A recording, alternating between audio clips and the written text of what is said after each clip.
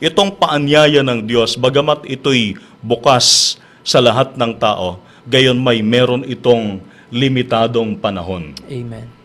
Sinasabi ng banal na kasulatan na ang paanyaya ng Diyos ay gaya ng pinto ang bukas. Amen.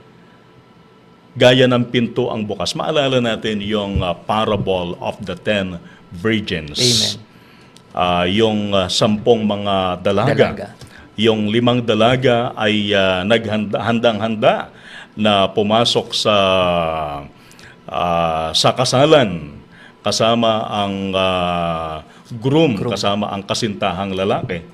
Gayunman, yung 5 ay hindi sila handa, kaya sila ay bumili pa ng kanilang langis. Kung kailan po nandoon na. Oo, kung kailan naroon na.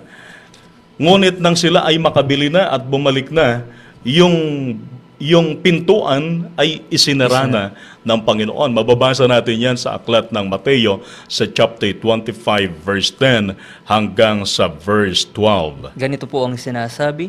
At samantalang sila'y nagsisiparoon sa pagbili, ay dumating ang kasintahang lalaki, at ang mga nahahanda ay nagsipasok na kasama niya sa piging ng kasalan, at inilapat ang pintuan.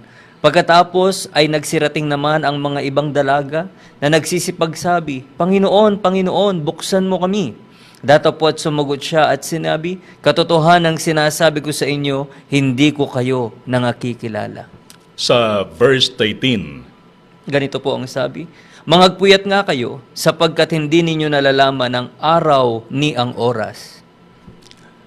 kaya ang paanyaya ng Panginoon ay totoong bukas sa lahat, ngunit may panahon na ito ay magwawakas. Amen. Ito ay bukas sa lahat ng uri ng tao. Gayunman ang dapat nating maintindihan at maunawaan, itong paanyaya ng Panginoon ay merong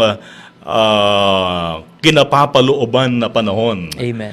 At ito ay yung tinatawag nating panahon ng biyaya, itong grace Amen. period. Hindi sa lahat ng pagkakataon ay bukas ang paanyaya ng Panginoon. Kaya ang turo sa atin ng salita ng Diyos, samantalahin natin habang bukas ang paanyaya Amen. ng paglapit sa Diyos, ay samantalahin natin. Sabi ng Bible ay huwag tayong mag-atubili. Amen. Huwag nating ipagpaliban ang paglapit sa Praise the Panginoon. Lord. Huwag nating ipagpaliban na tugunin Amen. ang paanyaya ng Panginoon. Sa Hebreo, sa 4 ang talatay 16,